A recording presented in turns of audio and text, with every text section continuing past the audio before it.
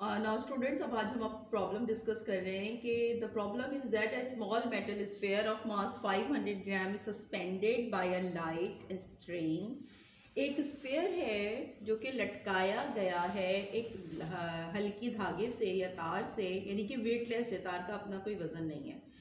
As it oscillates, जैसे ही oscillate करता है, the sphere is 1.75 metre from the ground. जैसे अब अभी मैं आपको डायग्राम के जरिए समझाऊंगी कि क्या होता है। यानी कि जब ऑसिलेट होता है तो जो भी चीज़ होती है वो ग्राउंड से थोड़ा सा, जब वो एक्सट्रीम पोजीशन पे जाता है तो थोड़ा सा उठ जाता है from the ground and it's at its highest point पे उसकी हाइट 1.75 मीटर हो जाती है and 0.75 metre at its lowest point, और ज़मीन से लोएस्ट पॉइंट पे उसकी जो हाइट है वो 0.75 मीटर है।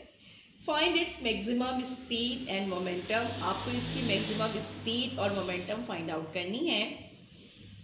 अब आपको क्या क्या चीज़ें गिवन है। गिवन डेटा के अंदर है मास ऑफ द स्फीयर है 500 gram. First we convert this gram into kilogram, that's why we divide the gram 1000। जब भी ग्राम से किलोग्राम में जाते हैं तो हम हमेशा 1000 से डिवाइड करते हैं, because 1 kg is equal to 1000 gram. Now यहाँ पे दो हाइट्स गिवन है, h1 0.75, h2 इज 1.75। तो हम हाइट निकाल लेंगे। Height is equal to the h2 minus h1, it is equal to 1 metre. Stop करो। अब देखिए यहाँ पे स्टूडेंट्स की आपकी हाइट आपको देख रहे हैं कि यहाँ पे जब नौ स्टूडेंट्स, अब आप ये देख रहे हैं कि जो सिंपल पेंडुलम जब मीन पोजीशन पे होता है तो ग्राउंड से उसका फासला थोड़ा सा कम होता है, लेकिन यही पेंडुलम जब एक्सट्रीम पोजीशन पे जाता है तो इसका ग्राउंड से थोड़ी हाइट जो है वो क्या हो जाती है, थोड़ी सी बढ़ जाती है। तो इसी को उन्होंने कहा है कि जो लोएस्ट पॉइंट पे जो हाइट है वो 0.75 है और हाईएस्ट पॉइंट पे हाइट जो है वो 1.75 हो गई है। तो हाइट कैसे फाइंड आउट की? Height is equal to h2 minus h1। दरअसल यहाँ पे क्या हो रहा है कि एक्सट्रीम पोजीशन पे पोटेंशियल एनर्जी की वैल्यू मैक्सिमम होती है और मीन पोजीशन पे काइनेटिक एनर्जी की वैल्यू मैक्सिमम होती है। तो whenever the sphere move from mean position to extreme position, it converts its kinetic energy to the potential energy. We use this formula. Loss of kinetic energy is equivalent to the gain of potential energy. Half mv square is equivalent to the mgh. m से m cancel हो गया. v square maximum is equal to 2gh. When we substitute the values, we get the velocity is equivalent to 4.42 meter per second. अब momentum का formula तो आपको पता ही है कि मोमेंटम क्या होता है। Momentum is a product of mass into velocity. Mass की जगह आपने 0.05 रखा, वेलोसिटी की जगह 4.42 रखा। When you multiply this one you will get your answer. Students, आज हम आपको प्रॉब्लम्स करा रहे हैं जो कि टेंशन और एक्सेलरेशन इन द स्टेप पर बेस कर रहा है। इस किस्म के क्वेश्चंस के लिए ज़रा सा बहुत वैसे तो खैर इसमें ट्रिक छोटी सी इस्तेमाल होती है, वो भी हम आपको बताएंगे। The problem is that two bodies A and B are attach to the end of the string. दो बॉडीज हैं जिनको एक तार के जरिए, धागे के जरिए बांधा गया है, which passes over the pulley, pulley से बांधा गया है। So that the two bodies hang vertically, दोनों बॉडीज जो है वो वर्टिकली हैंग कर रहे हैं। तो एक बात तो तय हो गई कि हमें बात पता चल गई कि कौन सा केस है, केस नंबर 1। ये अपने जहन में सबसे पहले हम बना लेंगे कि कंडीशन हमें पता चल गई। इन्होंने कहा है कि टू बॉडीज हैंगिंग वर्टिकली। हमने आज छोटा सा जहन में बना लिया कि ये केस नंबर 1 है और इसकी एक डायग्राम बना लिया। If the mass of the body A is 4.8 kg, अभी हमें नहीं पता, अभी हम इसको फिलहाल m1 और m, हम इसे नहीं मेंशन कर सकते कि क्या चीज़ है। हमारे पास दो बॉडीज हैं, दो मासेस हैं जो कि हमें जिसमें से एक का हमें पता है 4.8, लेकिन अभी हम नहीं कह सकते कि इसमें कौन सा क्या है। कहा जा रहा है कि the mass of the body is 4.8 kg, find the mass of the body B which moves down. यानी कि जो बॉडी, जो मास नीचे की तरफ आ रहा है, ये निकालना है। ठीक है, तो आपको पता होगा, अगर आपने डेरिवेशन की होगी, आप डेरिवेशन के लिए आपने न्यूमेरिक फॉर्मूला वगैरह किया होगा ड्राइव के, तो हमने ये कहा था कि m1 is greater than m2। ये हमने कंडीशन रखी थी। क्यों है? क्योंकि m1 बड़ा है, हैवी है। m1 जो है वो क्या है, हैवी है, जब भी वो नीचे की तरफ आ रहा है।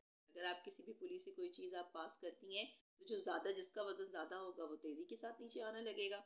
इसका मतलब क्या है, m1 हैवी है, m1 बड़ा है, m1 का मास ज़्यादा है।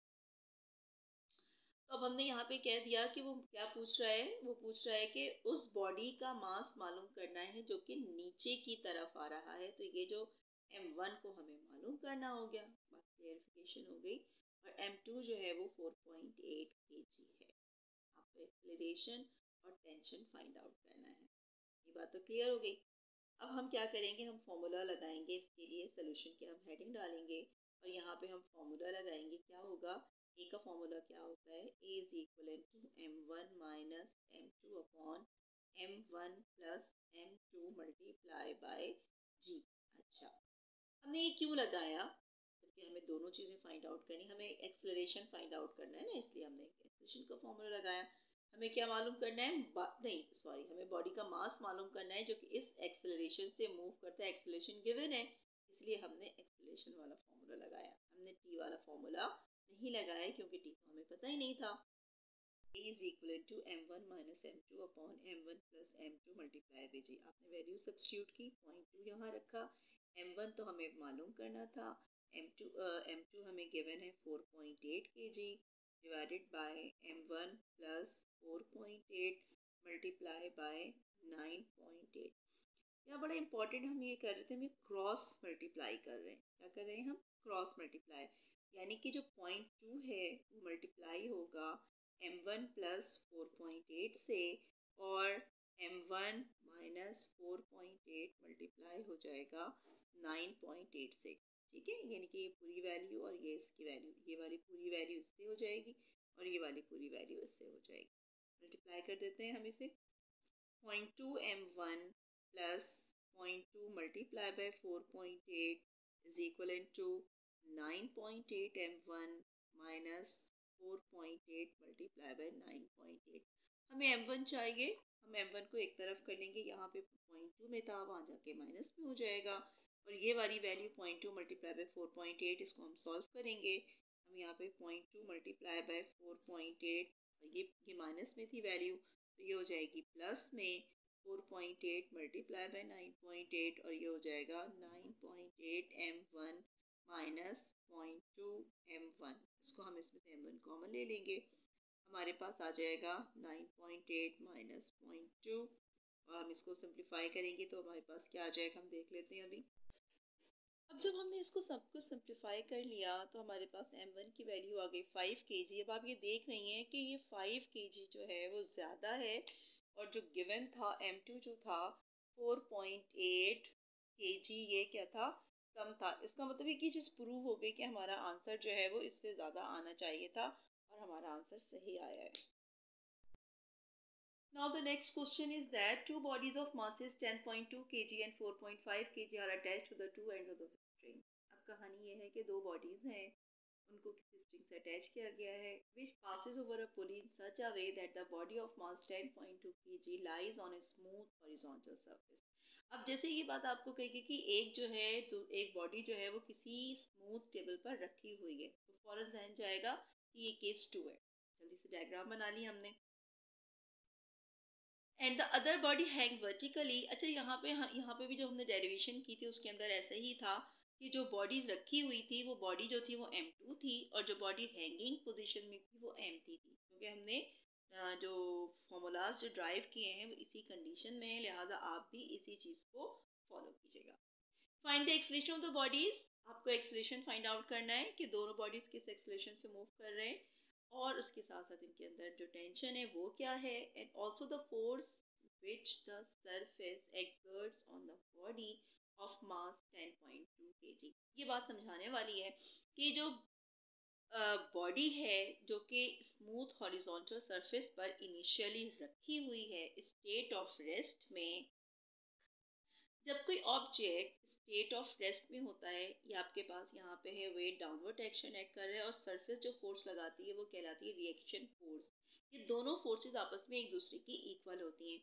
चूँकि बॉडी जो है वो वर्टिकली मूव नहीं कर रही है, लिहाजा आर जो है वो डब्ल्यू के बराबर है। The surface, the force which the surface exert on the body of mass m is the reaction force। तो हम यहाँ ये हमें रिएक्शन फोर्स भी फाइंड आउट करनी है। हमारे पास ये डेटा है, हमने उसी तरीके से बनाया m1 4.2, m1 4.5, m2 10.2, फॉर्मूला लिखा, फॉर्मूले में सब्स्टिट्यूट करेंगे, ए निकालेंगे, टेंशन निकालेंगे, वेरी सिंपल न्यूमेरिकल। हम जल्दी से ए निकाल लेते हैं। ए इज इक्वल टू m1 हमने रखा 4.5 divided by m1 plus m2, दोनों को ऐड कर देंगे हम। 4.5 प्लस 10.2, इसको हम 9.8 से मल्टीप्लाई कर देंगे और जो आंसर आएगा दरअसल ये ए ही है। हम उसको टी को m2a है, m2 कितना है 10.2, और ए की जो वैल्यू होगी उसमें सब्स्टिट्यूट करेंगे, हमारा आंसर आ जाएगा। और यहीं पे हम आपको इसका थर्ड पार्ट भी बता देते हैं जो कि बहुत ही आसान है। R is equal to W is equal to M into g. M2 यानी कि 10.2 को जब हम 9.8 से मल्टीप्लाई करेंगे तो we will get our answer.